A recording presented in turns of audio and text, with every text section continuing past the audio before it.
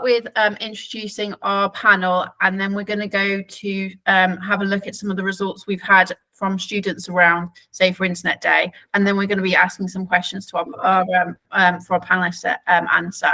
So I'm going to start with you, Will. Do you want to introduce yourself, Will? Thanks, Ash. So I'm Will Gardner. I'm the CEO of Childnet International, a children's charity, and I'm also a director of the UK Safer Internet Centre.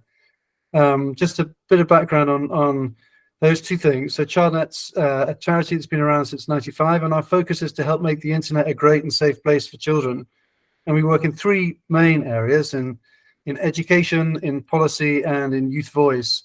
So in terms of education, we have a team that goes out across the country to schools, even to preschools, talking to children of all ages, with the goal of giving them good information and skills to making sure they have those to be able to make, so they can make good decisions whenever and wherever they're using the internet. And then we raise funds from different sources to create educational materials we put online for free to help encourage those vital conversations happen. We know how critical technology is in young people's educational as well as social lives. It's important that we are supporting those conversations in schools and at home. So that's kind of the education side.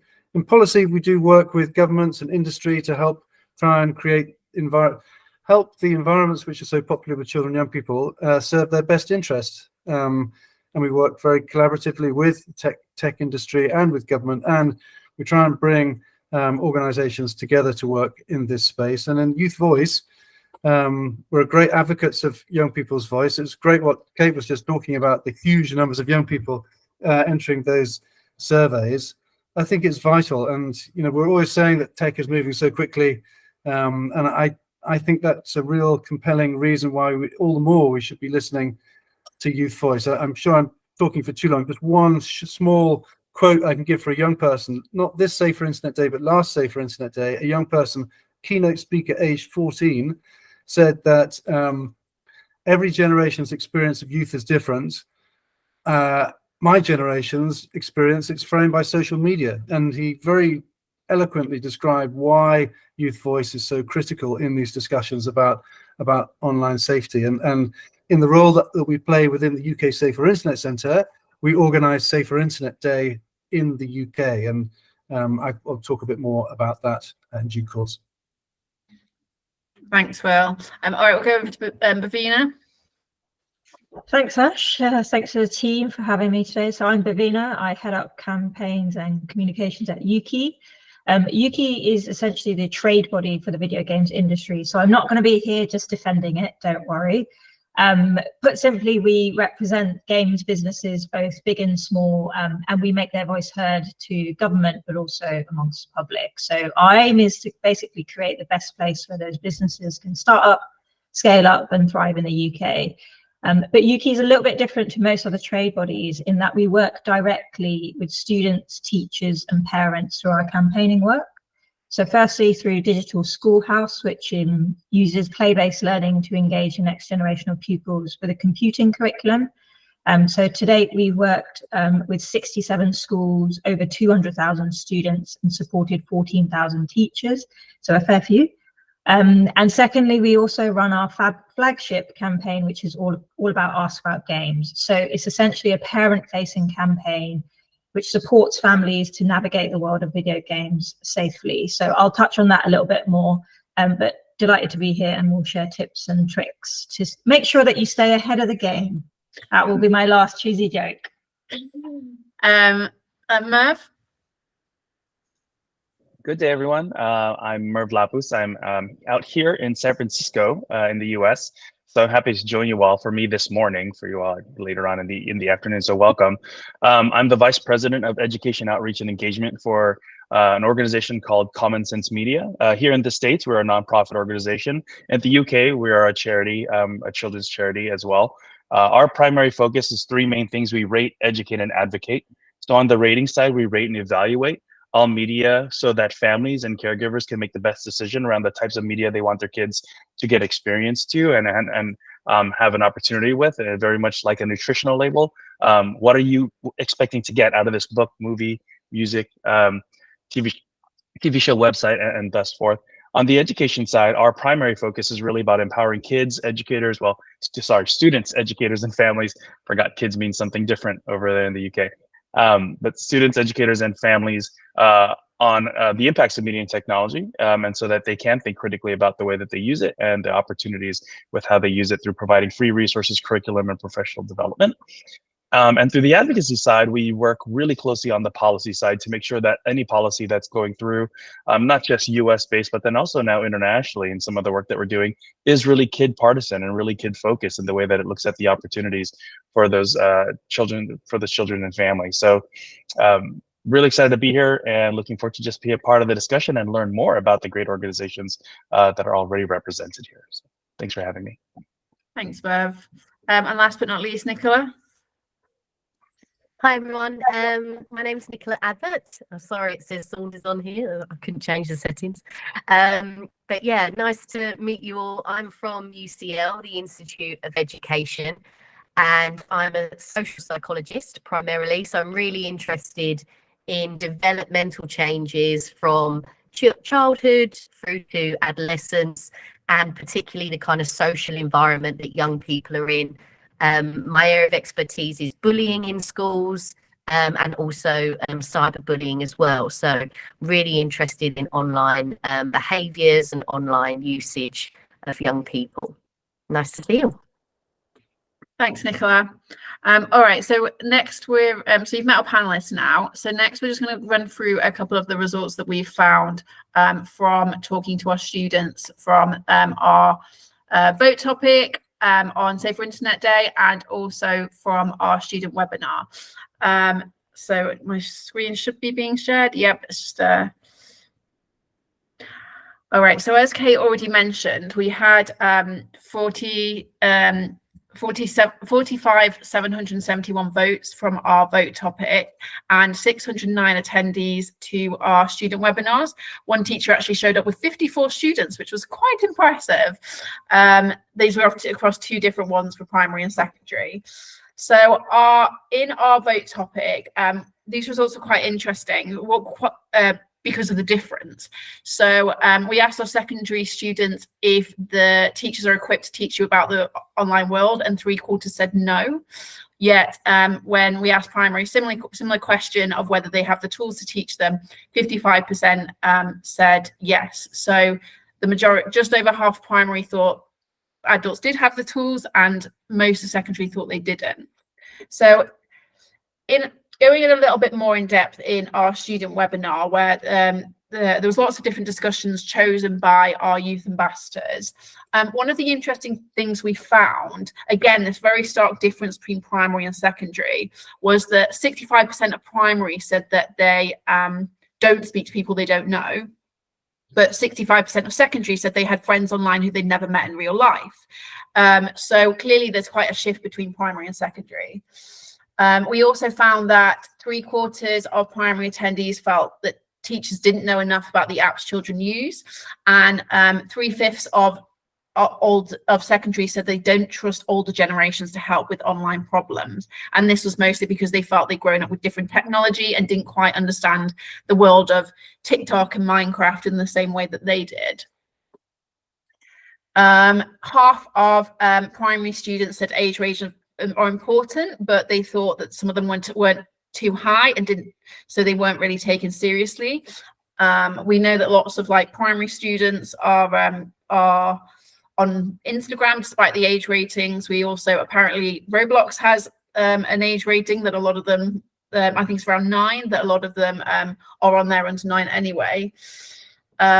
And 67% of students said stopping children using the internet doesn't keep them safe. We had a similar response from primary about banning phones and keeping checks on phones, that it didn't help. It didn't help solve the bigger issues. And we'll talk a little bit more about the kind of some of the stuff the government have said around this later. Lots of our students thought that games like Roblox, Minecraft, and Mario Kart were appropriate for children. Primary particularly brought these ones up, and the ones like YouTube and YouTube Kids were appropriate, but secondary thought that apps like Instagram, TikTok, and Facebook were not appropriate for young children. Whether they applied those same rules to themselves, I'm not entirely sure. And both primary and secondary, among other suggestions, both of them brought up that they thought that communication and openly talking about issues could make a really big difference to keeping children safe online. And that's sort of what we're doing here. We're sort of finding ways to open these conversations and kind of be a bit more open to hearing what young people think. Okay, so the next part of our session, we're going to have a Q&A one based on what we've looked at there. So on categories like online friendship, the generational gap, staying safe, and also some sort of solutions, advice, and input forward. If any teachers would like to ask a question, you can either put your hand up or put them on put it on the message on the chat function, and we'll come to yours questions at the end. And again, if you weren't here at the beginning, we do suggest that you kind of change the settings on your screen to change the layout to either spotlight or sidebar, and that'll just help you kind of focus on who's talking. Okay, so that's all from VotesforSchools point of view. So we're gonna sort of start by asking some questions. So the panelists know which questions they're going to answer, but if any of the other panelists would like to weigh in on a question, please do say. We're going to spend about 3 minutes on each question, just to kind of, so we manage to get through them all. Okay, so the first thing we're going to be talking about is that issue of online friends, of how there is that most of primary said they didn't speak to people online, yet most of secondary said they did and had friends online. So my first question is to Nicola. Why do you think there's such a big difference between primary and secondary here?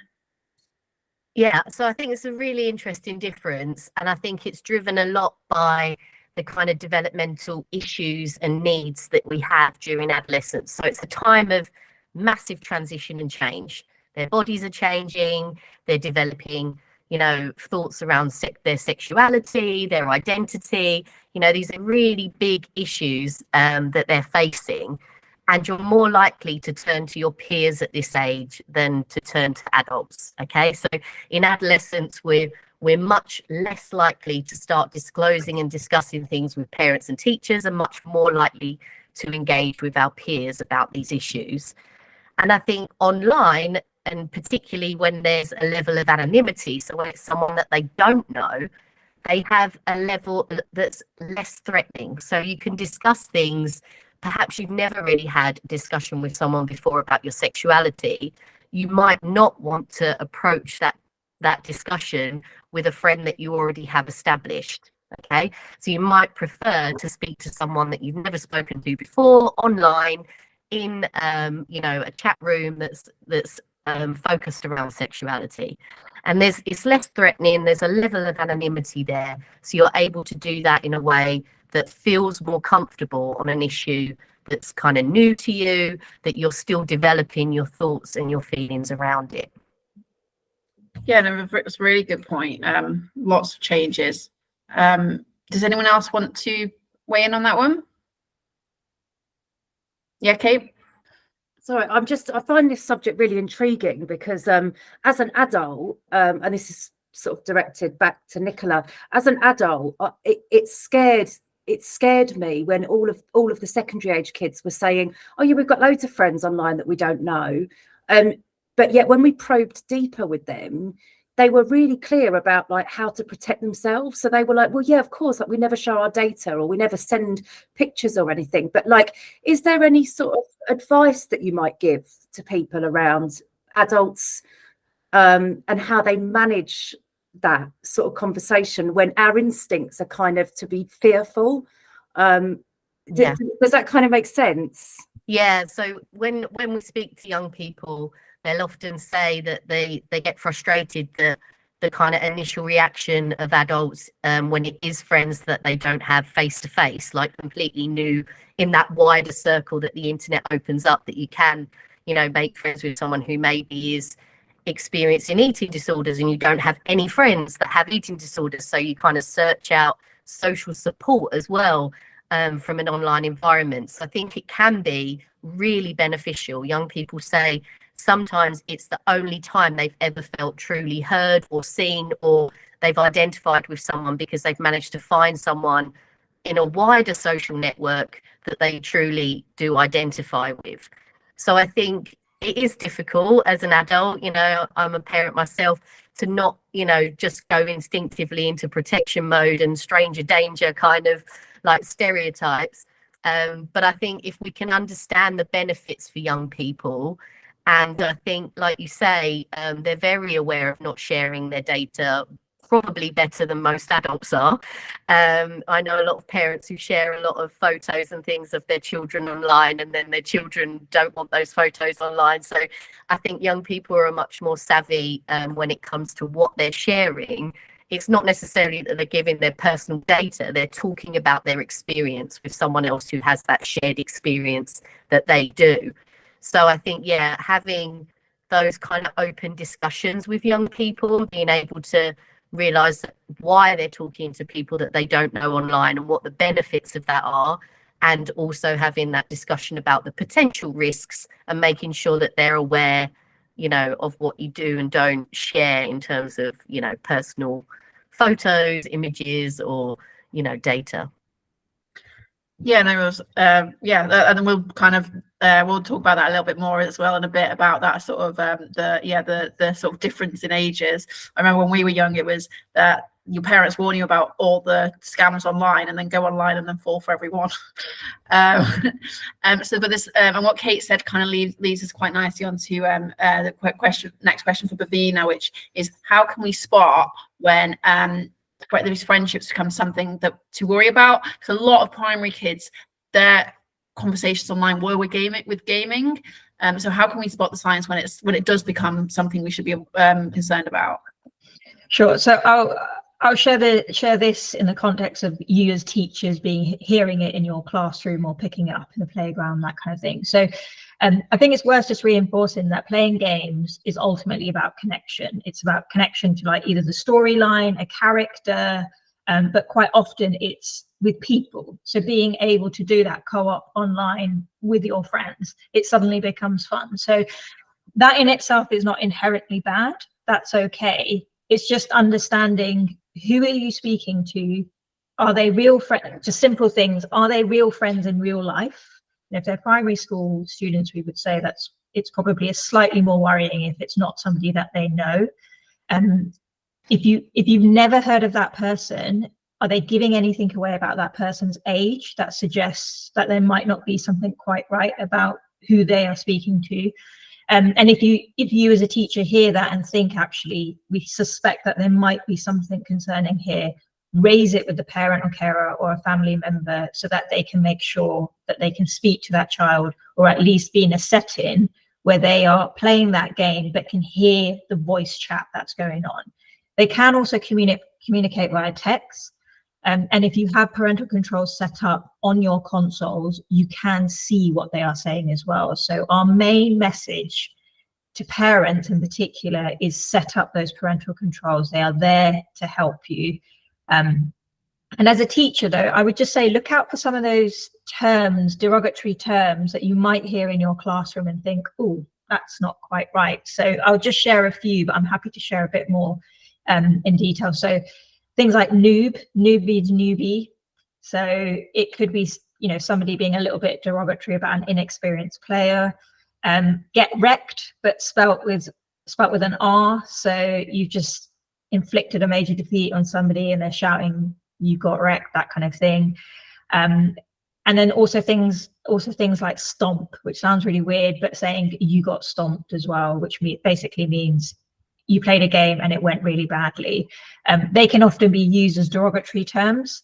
Have a look out and listen out if this is happening between boys and girls. Girls face significantly more abuse online than boys. So it can be that you are having boys abusing girls online.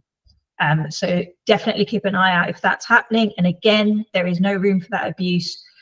Make sure it's stamped out straight away, especially if it's coming in the classroom. Just treat it like any other insult. And for parents, encourage them to make sure that they are hearing what their children are saying when they're playing games. You can either hear it kind of if you're in the same room and the console is in the family room, so that they can then intervene, because that incident isn't actually taking place in the classroom, it's taking place in a home setting or a friend's house, and then have that conversation, encourage them to have that conversation with their child. So yeah, those are kind of be my top tips. It's not inherently bad, but there are key things to listen out to and to intervene at the right points before it gets quite bad. And Bhavina, we can get some, maybe there's some resources you could provide. We'll do some signposting at the end for what they can provide to teachers, particularly primary teachers that might be quite new to this. And then sort of kind of going carrying on that sort of idea of advice from Will, what would you suggest from schools and teachers do, as well as what Bhavina said, to keep young people safe in these situations with online friends that they might never have met in real life? Yeah, and I think when you're comparing primary and secondary, I think there's the logical numbers that you see there, and you did say that it was only 35% of primary school children are talking to people that they're speaking to people they don't know online. But it's only as a bit comparatively isn't only, but that's still 1 in 3 primary school children. So I think the message really is that this is something that has to be on the agenda in relation to online safety conversations with children from all ages, even beyond, even pre-primary.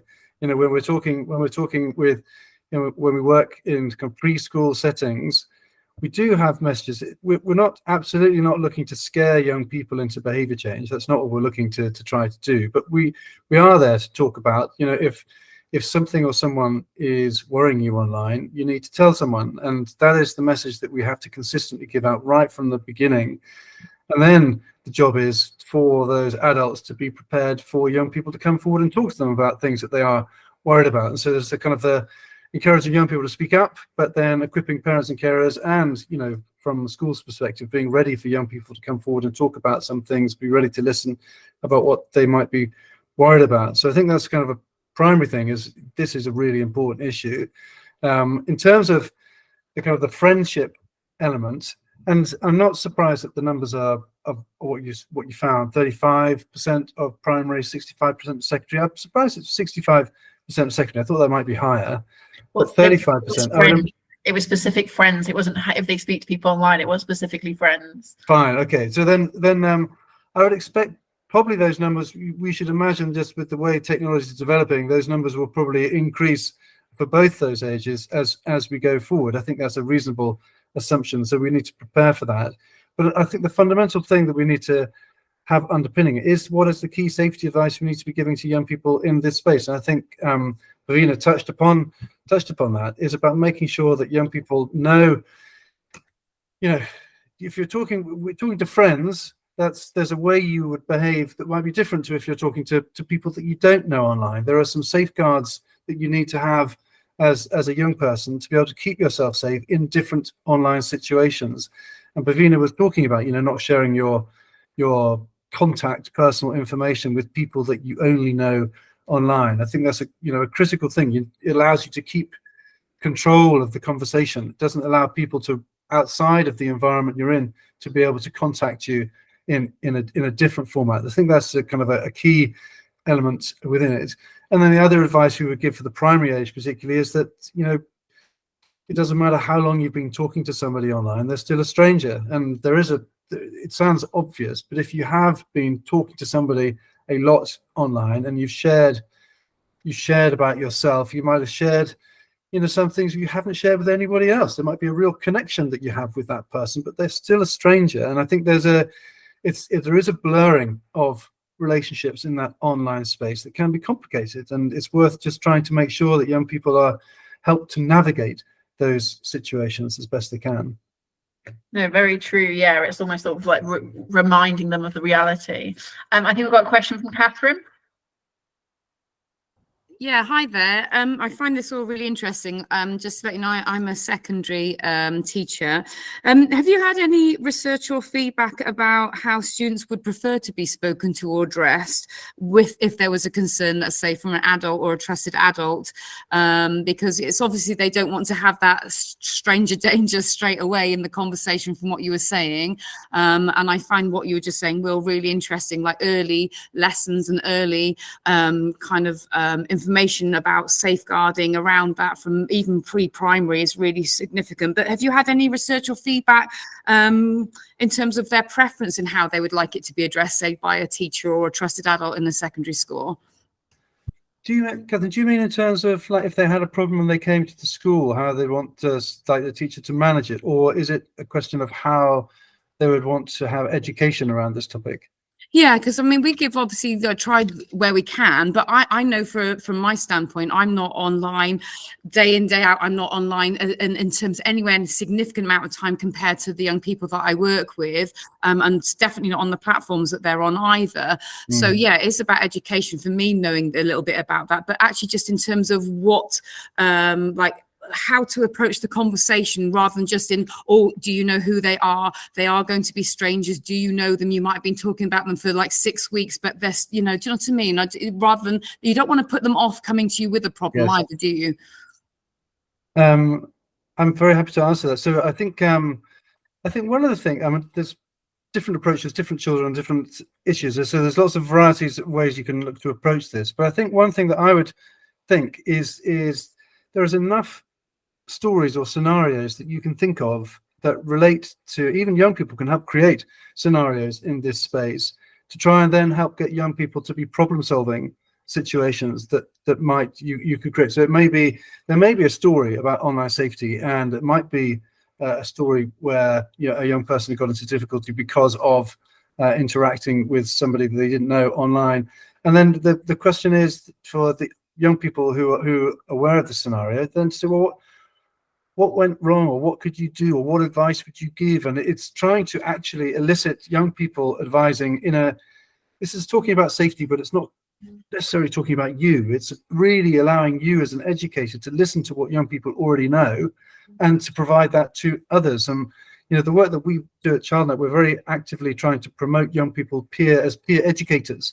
I think there is real mileage in that. And I think even with topics like this, which can seem quite big and difficult, but they are kind of ubiquitous. You know, we focused on reliability online a couple of Safer Internet days ago, and whenever people talk about reliability, you're instinctively drawn towards fake news and content.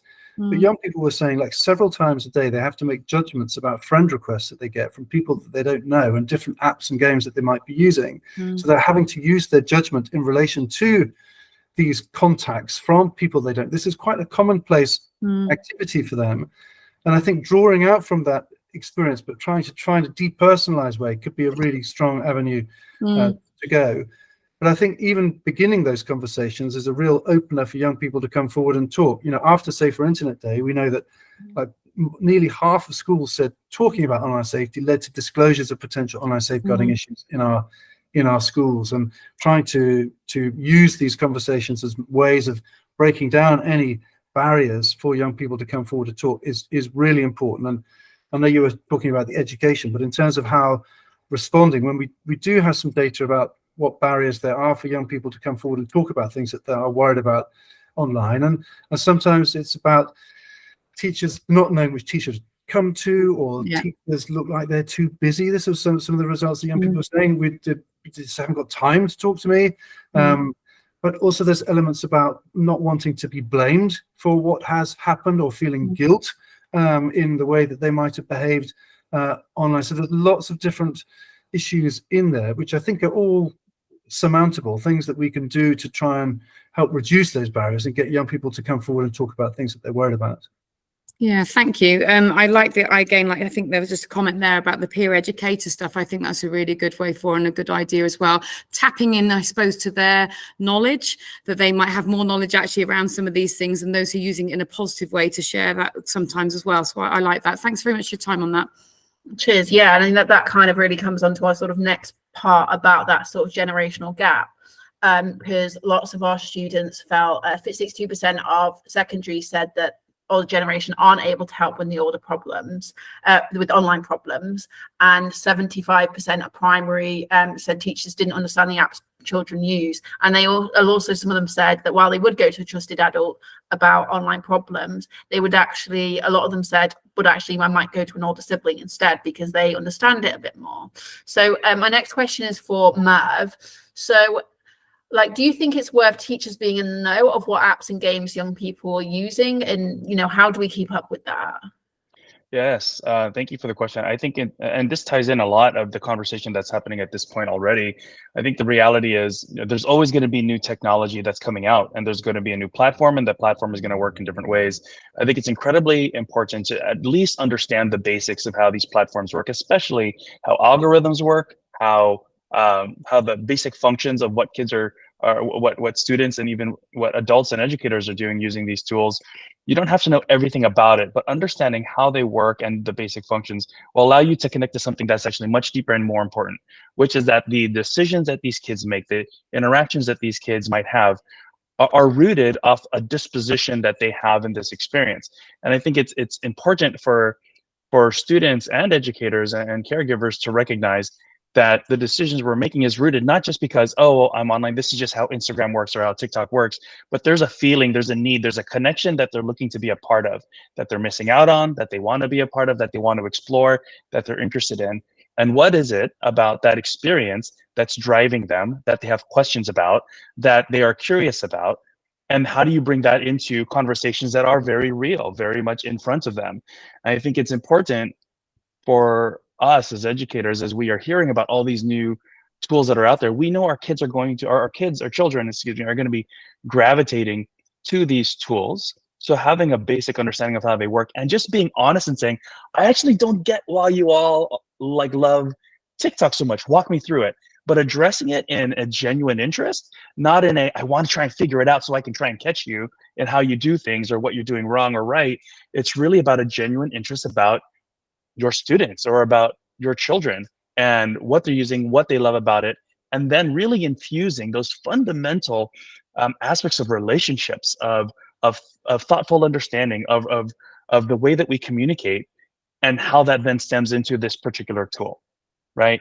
That's the most important part of why we should be trying to understand the tools, is really to better understand how we then get down to the roots of these real discussions, and that is, kids have real feelings and experiences and things they're trying to meet with using these online experiences. So how are we meeting them where they're at when we discuss it with them? That's really, yeah, that's a really good point. Because quite often you can be quite, sort of cynical about, you know, these things that I think young people are using, and they pick up on that. I think that's really, really good advice. Okay, next one again is for Nicola.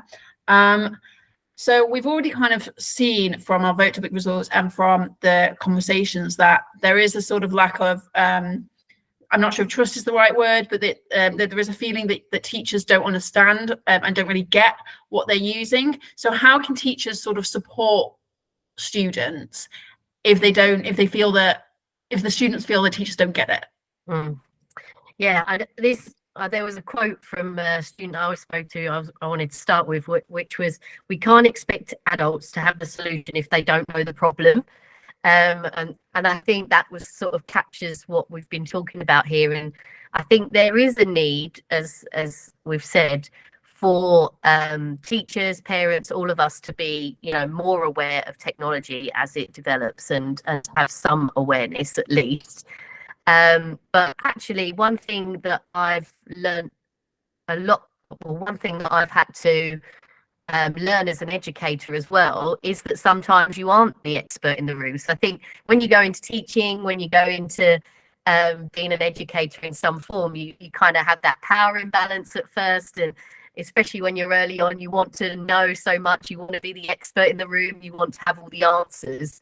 And I think along with what Will and Merve have all said, is that actually the thing I found really empowering as an educator is to realise that sometimes I'm not the expert in the room, and to actually, you know, co-create resources with young people, or even the peer educator or peer led, as was said earlier by Will. And I think this is really useful because there is going to be that generational gap. We aren't always good, even if we do upskill ourselves in the different technology, I think there's always going to be that gap of what it is to grow up as a teenager or as a young person with this technology in your life to the level that it is today.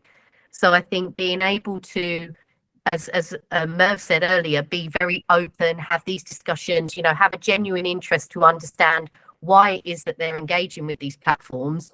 Is it to gain a sense of connection and belonging or intimacy or whatever it might be, to try and understand what's driving that and why they're using the platform. It can be really useful. And then to use the kind of problem-based approach, I think, is really, really effective. And I found that in my own research and interventions in schools when it comes to bullying, that actually if you bring problems with young people or ask them about, what are the problems that you're experiencing in your school, and then work with them, co-construct, possible solutions to these problems, I think this is a really powerful model that can be used to try and address these problems as well around online safety. And I think it will build the trust, because they'll feel that the teachers and parents are being more open, and then they're more likely to disclose what is really happening, which is, a key factor in trying to help with adjustment and solutions. Yeah, thanks, Nicola. And Merve, I think that's just really the thing, is just genuine interest, isn't it? That's the key that's come through here. So thank you. I think that's a really nice, sort of nice way to summarize the issue. Okay, so our next section is on sort of staying safe online, and sort of particularly kind of curious in your thoughts of some of the stuff that the kids have said. So firstly to Will, so secondary felt that stopping children and young people using the internet doesn't help keep them safe. Do you agree? I mean, I feel like I'm kind of asking you literally on Childnet and save your whole premise is children online, but I do agree with that conclusion. Stopping children using the internet won't help keep them safe. I mean, it won't develop resilience, and the cost of denying them access to the technology would be enormous. And I think if you kind of look at everything the technology and the internet can provide, you have huge amounts of benefit and you have risk. And if you're going to ban it, you're saying the risk is outweighing the benefit, and I think that is not fair, and I don't think that reflects young people's experience of the internet. Clearly, there are serious risks, and we need to work to mitigate that. But I think the approach, I would agree with the young people's view on that. And even if you don't use the internet, it doesn't mean that you will be safe from the internet. I'm sure Nicola will be able to talk about online bullying that can take place. Even if you're not online, you can still be spoken about online, and your reputation, and even for educators have this problem where, the reputational risks, and if you're not online, you won't even know sometimes what's going on. Yeah, and so some the students actually felt that if you aren't online, you're more likely to be the victim of that because you're out the loop. So some of the apps that they named as particularly primary, that named as sort of ones they felt were appropriate, was Roblox, Minecraft. Secondary said YouTube and YouTube Kids. So Bhavina, obviously this is sort of your sphere. Would you agree? Would you say if teachers are talking to kids about the apps that they can use that are safe to use, are these what you would put forward? So I think it's worth just differentiating between platforms and then the places where places you can play games, and then the actual games. And I think this goes back to Merve's point of understanding the ecosystem, because it's so complicated. I've worked in video games for ages, and even me, I'm like, oh my God, there's so many different terms, there's so many new games that come out. So something like Roblox is actually a gaming platform where you can play games designed by other people. So once you sign up, you can take part in anyone's games, you can chat to people for free. Roblox doesn't technically specify a minimum age, but if you are under 13, you have to create a kid's account, so you are thereby limited as to what you can do. There are also separate accounts where it offers parental control. So again, you can limit what you do, but this is again where parents, carers, families need to intervene at the moment that you download the game, that you have to have those parental controls in place and have that conversation with the child that actually this is about a negotiation. You can play games, you can have fun, but there are boundaries, healthy boundaries that we can set in a positive way. Minecraft is another great one. It's more of like a sandbox kind of game. I actually think that's a common sense media definition. But essentially, it's a place where you can create anything, endless possibilities. And if you don't want to, you don't need to speak to anyone. You don't need to engage with anyone. But kids will want to engage with their friends. They'll want to work with them. So that comes with a level of risk because you are connecting with those people. But again, you can put those controls in place where they limit what you can do. And again, we would encourage people to do that. If you don't know how to set up those parental controls, Ukie runs something called Ask About Games, and you can run through all of that, have it set up. YouTube and YouTube Kids is where I exercise a bit of caution. So YouTube Kids, I think, clearly the adverts are tailored for kids. You are limited by what you can see. YouTube is a really difficult one. Both as a auntie and as somebody who works in the video games industry, I would exercise caution around YouTube, only because the way that algorithms work, you view something for a second longer than something else, and it will keep coming up. Just as an experiment, I wanted to see if I watched the Andrew Tate video, what would come up. And my feed afterwards was a cesspit of horrible stuff. So I would exercise serious caution around YouTube. And again, it's not taking the approach like Will has said, which is just ban it. That doesn't help. It's educating kids and adults what's appropriate content. If I see appropriate content like this, how do I close it, report it, not view it? That's more beneficial than just saying don't go on it, because there are going to be things that they are going to see on different platforms, and you won't be able to control all of it. So educating them around what's right, wrong, how you can report it is a better way to go. So yeah, it's a hard one with new games, Steam platforms and things, but educating them, I think, is the best approach. And knowing yourself as a parent is the best thing to do. Yeah, and it's something that teachers can support parents in doing. And it does seem it's not the platform, it's how you use it really seems to be the vibe here. One thing, yeah, Kate. Sorry, I was just going to say, because I'm talking as a parent, really. I sort of feel like sometimes I'm anxious about what they can do, and I really have to speak to myself. And I always remember thinking, if you never taught your children how to safely cross the road, they wouldn't know how to safely cross the road. And it's kind of that mantra, isn't it, of going, this is their world, this is their big road that they're crossing. How do we make sure that they know exactly how to do it and do it safely? So yeah, that was just my just sharing my experience as a parent as well, with that fear and trying to sort of talk myself down a little bit. If I could just quickly jump in, I'd just say the main things to look out for, both as a parent but also as a teacher, is that every game will have a PEGI rating, every single one. It will say whether it's suitable for 3, 5, 7, 12, 18, and it's the same like watching a movie. Back in the day, you wouldn't go and see an 18 if you're not meant to. It's the same with games. A 10-year-old kid should not be playing Grand Theft Auto. So just look out for those signs, look out for the content descriptors, familiarize yourself with what they are, and they can really help steer you as to what's right and what isn't, what's wrong. Perfect. Thanks, Bhavina. Just conscious of time. I've got a couple more questions more. The next one is around age ratings. So Primary were very keen to talk about age ratings. And obviously they thought they were very, very good. But when you kind of scratch the surface a little bit, you also found out that quite a few of them were ignoring the age ratings. So question to Merve, do you think we should be teaching kids about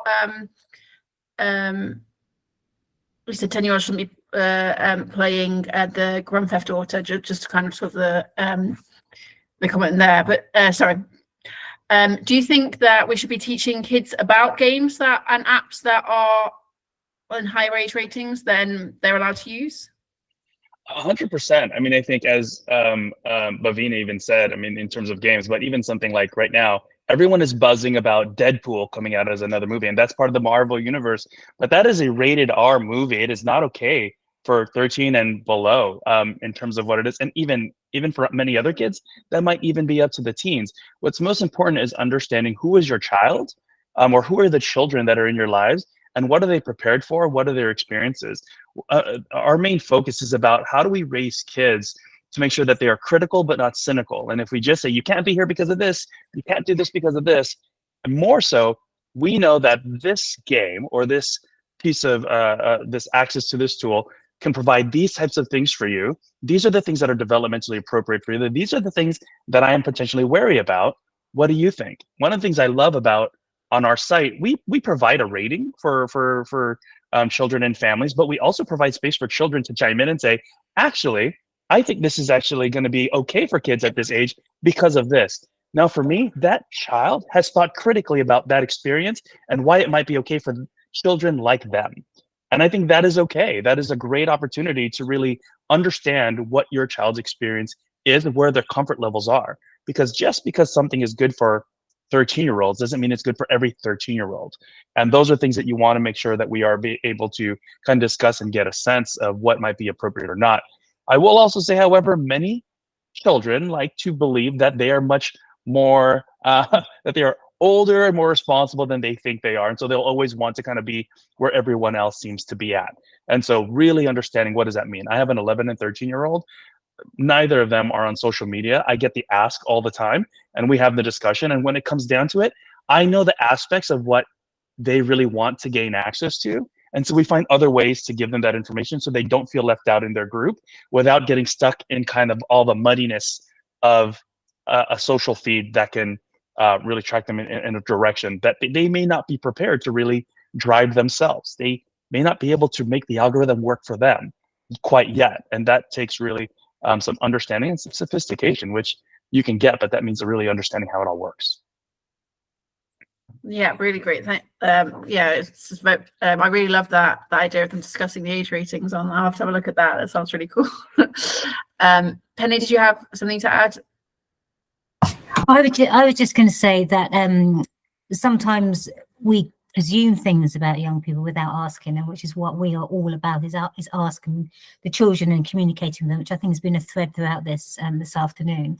And just to flag up that we actually did a vote topic about whether children thought that Instagram should be for under 13s, and the vast majority said no, that they shouldn't. So we did find that our teenagers, in that case at least, were more, in inverted commas, sensible or more cautious than maybe we thought that they might be. So yes, I'm always speaking to children and asking. You might be surprised by their answers sometimes.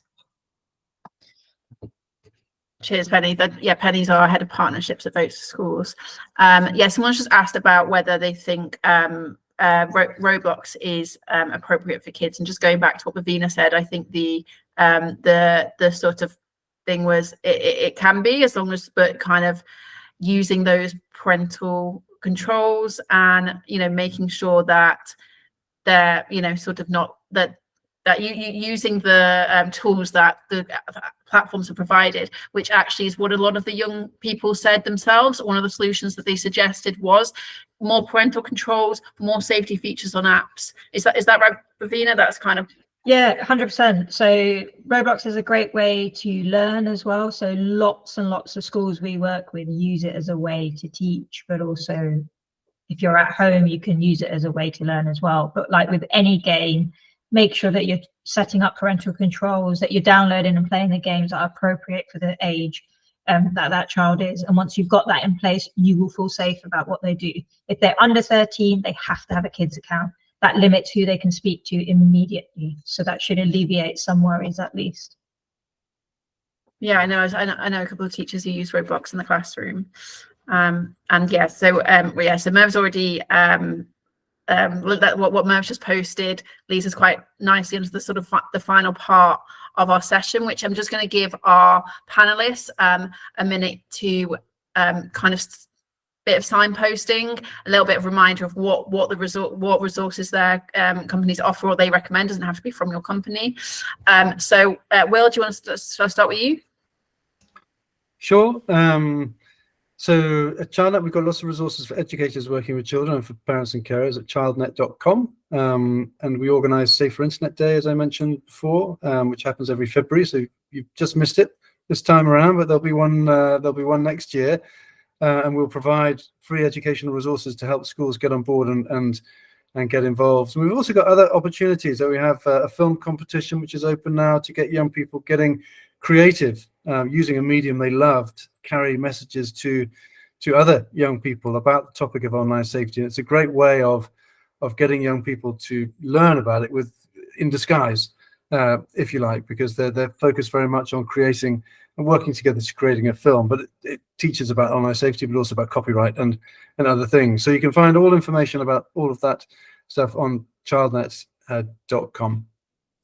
Thanks, Will. Bhavina? So we have our campaign page, which is called Ask About Games. It's actually getting a massive refresh. So I'll pop the link in the chat. But when you look at it in April, it will be a shiny new hub with some dedicated resources around games for you to download. So we've been working hard over the last year on that. So hopefully it will be useful for you guys, but look out for our Instagram page as well, which again will be new. Point parents to that. That's really helpful for kind of tips and tricks. And if you are a Loose Women fan, you will see that we would have worked with Judy Love last summer to launch a campaign about power-ups, and that's also on the campaign page. So have a look, download the pact, get involved, speak to your kids about games. It's fun, and maybe play a game with them in the evening. Well, that's a lovely idea. Or in the classroom. Merve? I think the number one thing is to recognize that these are important conversations, and actually your children want to have them. The kids, those that you support in your classroom or even your own, these are all really important conversations that they love to talk about, and they love to show you that they know more than you. I think it's really being authentic and really wanting to be a part of that understanding and part of that world, and really getting a sense of what is critical to them, but that you can still, even though you don't understand everything they talk about, you can still be a guide in how they navigate these worlds by providing, again, those fundamental things around relationships, about appropriate communication, about things to look out for. But that does mean you need to know how things work, potentially where they work, and then also that you're providing it in really what we said a lot here, in discussion-based activities, opportunities for them to really look at the more global conversation, not necessarily at their own. It's so hard when the focus is on them and talking about their experiences, but it's a lot easier for a young person to say, you know what this person should have done? They should have thought about this first. It's easy to talk about everyone else before they talk about themselves. One of the things that we've done with the organization, so we've got all these great free resources too. Our resources are great, but we know there are so many great resources, especially in the UK. We've actually created a progression chart of not just our resources, but some of our resources around friends like Childnet, actually, that are doing great things to help continue these conversations and really dive deeper. So this is free for everyone to use. It gives you, again, a little mix of what Common Sense is created for schools in the UK, but especially some of the great resources that already exist that tie into these really important conversations. Thank you, Merve. And last but not least, Nicola? Yeah, I bow to everyone else in terms of the free resources that you have available. So please do go to Childnet and everywhere else. I'll just say, if you're a teacher and you're looking up a research article and there's a paywall, which is often the case, then you can always get in contact with me, and I can always resource those papers for you as well, and look into them, summarize them for you in a kind of in a more concise way than having to read a whole academic journal. So please do get in touch if you find anything in the kind of academic world that has a gatekeeper in front of you. Great little kind of cheat sheet for academic papers. That's really useful. Okay, so we are spot on 1 hour, so that was quite good timing. So huge thank you to our panelists, Will, Bhavina, Merve, and Nicola. It's been really, really insightful for us at VotesforSchools as well as the teachers, and we will be sharing this recording. So anyone that's attending, feel free to share it with other teachers in your schools. And thank you so much for taking an hour out of your day to come and talk about internet safety.